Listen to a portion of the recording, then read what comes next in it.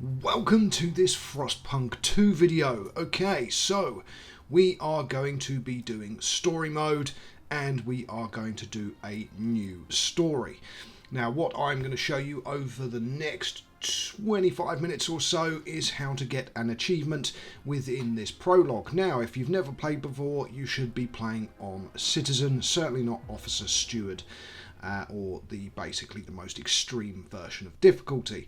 So here we go, we are going in and starting the story from the prologue.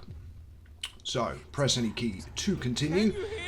Yes, let's skip this. I'm not going to play you the intro cinematic, so we want to do straight in. So the Wanderers, and we must survive. Okay, so let's go and get into it. So again, here we go, the nice introduction to the game, which it's fairly easy, but again, what it doesn't say is what the achievements are for this. So this is really a hidden achievement, and you need 2 criteria to fulfill it and actually get it for your game. And I can tell you now that only 51% of players have so far unlocked this achievement. So, prologue, the Wanderers. We will restart the furnace. First things first, pause the game. Always pause the game. Now, we're going to be doing ice breaking straight away, and the first place you want to do is over here, and then the reason for that will become clear shortly, and then use your additionals to move slightly further forwards towards the second oil reserve. Now you also want to break out on the other side as well of the dreadnought. So you want to click the other side and you want to start expanding as well. Now I recommend going left first, creating enough space to build a food district and then expanding along. So there we go, we've got 2 frost breaking sessions now underway and the game is currently paused. So let's hit play, and in fact you might as well kick it up to high speed until the frost breaking is done and then slow everything back down again. Okay, so you want to put an extraction district and you want to put it over the first set of oil that you've uncovered, which will allow you to turn on the dreadnought's generator and start giving you heat. Now you want to build a housing district here on this side, so the reason you want to put them next to the dreadnought is you get a heat benefit for the first 3 hexes. The second 3 don't, of course, but it does reduce your overall heat demand. Now we've done our frost breaking, but we also need these prefabs, so you're going to want to break to the prefabs. Doesn't really matter where, but what you do want to do is make sure you have enough for the second housing. So let's click down to here and there, and we want to do there and there. Okay, right, so again, frost breaking underway, our extraction district is underway, and our housing district is underway.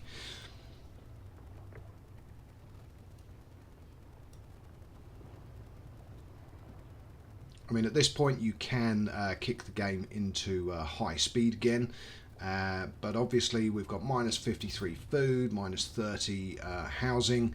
That's fine. What we do want to do is get down to the other oil reserves so that we can get those done as well. And there is a seal colony down there. Okay, so let's frost break, and we are going to frost break towards the food.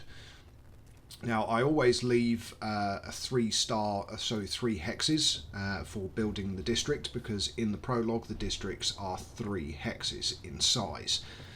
Okay, so again we've now got 2 groups of frost breaking going on. We've got our extraction building and our housing district building all at the same time. Now if you follow along with this methodology, you will have way more than 20 weeks left over at the end, and you will have absolutely 0 reason to panic. So building, we can't currently build a food district, and now we should be able to build the extraction district. So there we go. Oh, in fact we can now build food, but let's go with extraction. So you want those 3 there, which is going to give us prefabs, and you need prefabs to build buildings. Okay, now we're going to need 60 scraps before we can build our second housing district, so that's fine. And that frost breaking over at the backside is now nearly done as well. So we're at 52 scraps. We've got a little bit more to go before we can build a housing district, but we also need to build a food district as well. Right, oil, lovely stuff. So our first extraction is there. So now we can turn on our generator, which is a dreadnought engine. So here we go, generator, turn it on, and we are providing heat. And at the moment we have plus 30 oil. So we're not using everything. So provide basic infrastructure. Well, we're already part way to doing that. So when the next set of objectives come, we've already done the optional, which is place the housing districts next to the furnace to reduce heat demand. So 3, 4, 5 and 6. There we go. So we'll build our second housing district, again with nice little heat bonuses.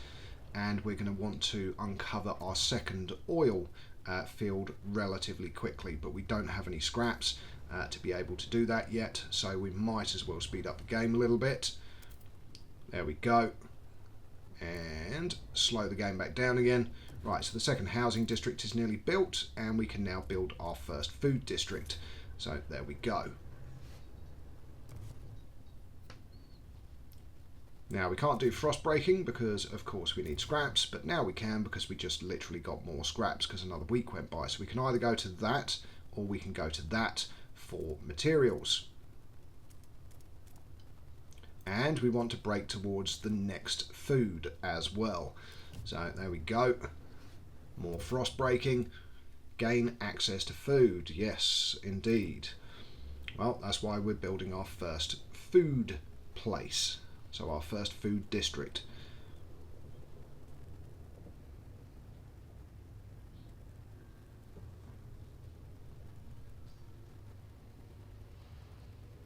So again, now we've just got to wait for stuff to happen, which of course is, well, par for the course.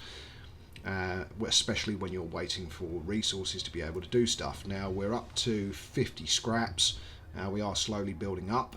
That frost breaking is done. Prepare for the whiteout. So we've secured our immediate survival. Now we have to stockpile as much food as we can before the whiteout hits. Okay, so stockpile enough food to survive the whiteout, which is 40,000. So we want to put another extraction district in, which is going to give us materials, which is going to stop our districts from deteriorating. So if you don't unlock one of those, you will find that your buildings could potentially shut down before the end of the scenario due to wear and tear. So again, more frost breaking to get to our next oil, and of course we have the third oil directly next to our settlement as well. So there are 3 sources of oil in this prologue. Now again, we can kick up the speed just to get things done. So let stuff happen and build up our scraps again. And now we can place our second food district.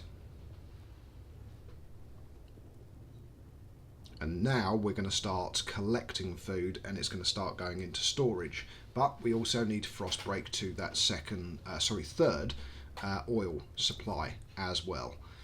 So we need 30 scraps for that, which we don't have yet. But what we can do is take scraps, plus 165. Relationships will worsen with the Wanderers. Now, because this is the prologue, it's not the end of the world, and it's going to give you that nice little bonus.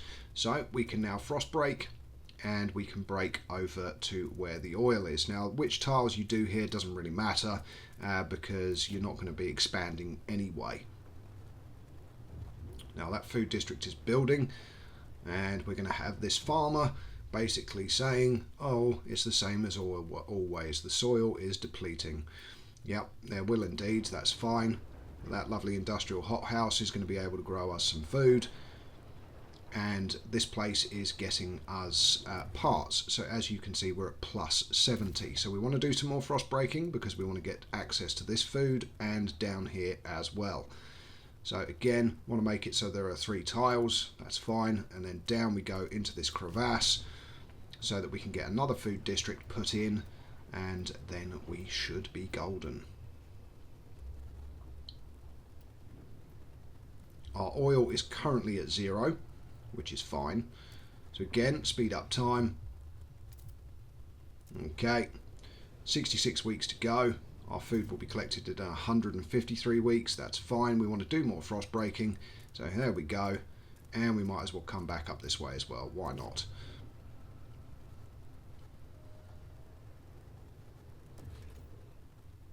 Okay, food district. So prioritize your food districts over the oil. You'll notice I've currently only built one oil extraction. I haven't built the second or the third. I've just frost broken to them. So extraction district, let's get our second oil district put in. There we go. Speed up time again. Again, when stuff is going on and there's nothing else you can do, you might as well speed up time. So we've done more frost breaking. We've got 123 scraps. We can't build a food district because we need 140 prefabs, and we currently only have 90, but that's fine. Our district is extracting them. So there's 180 left, and we only need to build 2 more districts, a third oil district and 1 more food district. There we go. So we should now be able to build our food district. What do we need? 140. Oh, we need 10 more. I slowed that down a little bit too soon. So we need to wait a couple of seconds. We could just boost the time to medium. There we go, 150 prefabs. We can slow it all back down again and put in our final food district. So again, 3 tiles, 1, 2 and 3, done. And we now have food coming from everywhere. And now we have a very important decision to make, a mysterious symbol, the Captain's Legacy. Now, personally, I've done both Order and Faith from the original FrostPunk. So obviously this is this new London. So because it was 30 years ago, they don't know what it is. But you can say that New London either embraced Order or it embraced Faith to survive. Now, I found for the first playthrough, I done Order and then I done Faith, and I would say that Faith is actually the better decision for the first playthrough rather than Order. So go with Faith.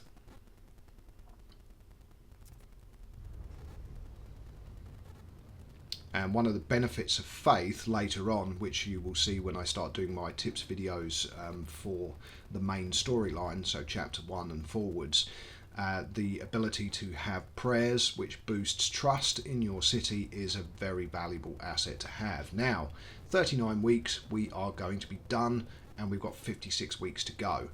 So the only thing we have to worry about now, we can do some emergency shifts if you want. So if you click on one of your food places, you can enable emergency shifts, and you can instruct the Wanderers to tighten belts as well. But let's get our oil district in. And basically we've got our 3 oil districts, we have all of our food districts, and now we have run out of prefabs. Okay, lack of prefabs. Well, that's fine. We just ran out, so we can deconstruct that, which is going to give us 53. And there we go. Now we can return scraps, so minus 210, which improves our relationships with them. It's nice to know the leaders care, indeed. Oh, we've got another thing over here. Looking at her grandchildren playing. So, my knees ache and my fingers are so stiff I can't hold the needle anymore. Basically, they've all come to the decision that the elders are happy to walk off into the snow and die to save the rest of the community, so they won't let their grandchildren starve. Now, I can tell you now that the achievement is basically you don't send the elders out into the snow. So you have to save everyone, and there is one other requirement for the achievement. Food depots. Preserving food for the whiteout. Our stores are almost full of food. Oh yes, we need to build 2, and we need 80 prefabs for that, and we're going to need 2 of them. And our food is nearly full. So what do? Well, we've got to wait for this to deconstruct, but what you do need is additional prefabs.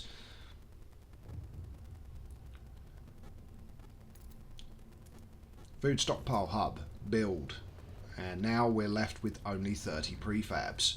So we are going to also need to deconstruct our materials bay as well. Oh, and there we go. So, Adam Fincham, shocked at the sight of seals. Seals, I can't believe my eyes. We haven't seen them since before the Great Frost. How did they survive? There's enough meat there to feed everybody. We're saved. But should we slay them if the Lord spared them from the end of the world too? The answer to that is no. This is the second part of unlocking the achievement, and the achievement is known as No Lesser Evil. So save the seals and don't expel the elders are the two things you need to meet to unlock the objective. So you need to save everybody and you need to not kill the seals, so not set up that food place. Now of course we need 80 prefabs, and we can't build a second one because we don't have 80 prefabs. So we are going to need to destroy something because there is no output of prefabs. We have no sources. So we're going to have to destroy something to be able to get the prefabs that we need.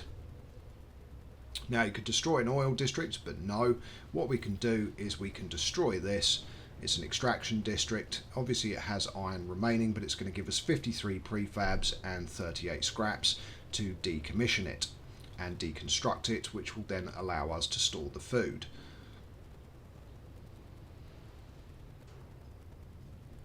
Because there is nothing else we can do. So you do need to deconstruct it.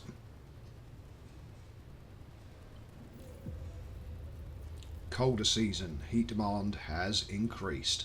That is fine, of course, because at the end of the day, the reason is it's all pre-set up. So as long as you're extracting all the oil, there is a zero demand, so everyone is nice and warm, and as soon as we demolish this district, then it will also reduce our heat requirements. So demolish. Are you sure? Yes, we only have 43 weeks to go. That's fine. Speed up time for the deconstruction. And as soon as it's deconstructed, bingo, put the game back to play. And you want to build, either you can frost break to prefabs. This is up to you. Personally, you don't need to do this. You could just build the other food depot. But we're at 18,000 out of 25,000, so we should be able to negotiate it in and maybe build back the district for collecting materials so that our buildings don't fall into ruin. So food stockpile hub, we do have enough for it. We have 120 staff, 120 workers. So we could either build the depot, or you can build an extraction district, which for some reason is now not showing us clear. Let's click off onto a building maybe. There we go. An extraction district, which is going to use 70 prefabs, but it will create more prefabs. Or you can just put down the food stockpile hub. The choice really is yours at this point because you've already unlocked the achievement. Just saving it as my perfect start series, of course.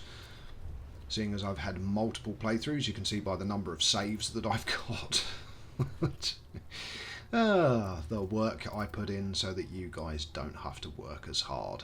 So I'm just going to put down the food store and get that built, and there we go, we're down to 6 prefabs. We got a load of scraps, and bingo bango, all you need to do now is leave the game basically running at high speed. Our food reserves are going to be done in 19 weeks, and that's it.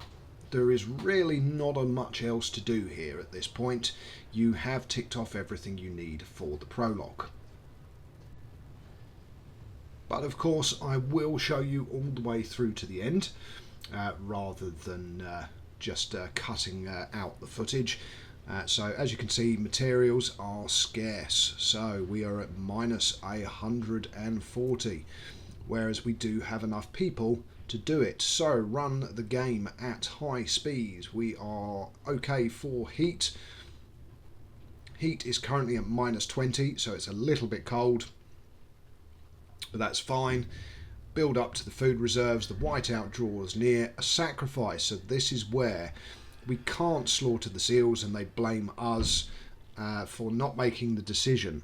Now you could also do let our elders go, but we're not going to. So we will gather enough food in time. If you fail, the consequences will be dire. That is also fine. Now you can see that the resources of our food hubs are starting to decrease. Against the settlements, the elements, squalor. Each day the wind grows fiercer. Relentlessly it beats against our buildings, weakening our structures gust by gust. Without raw materials to repair the damage, our districts will deteriorate. Relations marginally improve. Relations slightly worsen. All that matters right now is literally that we get to the ends. So hit it into high speed and we will finish. So you just leave it in high speed now. So as you can see, we've got 18 weeks to go, but in 2 weeks we're going to have all the food that we need.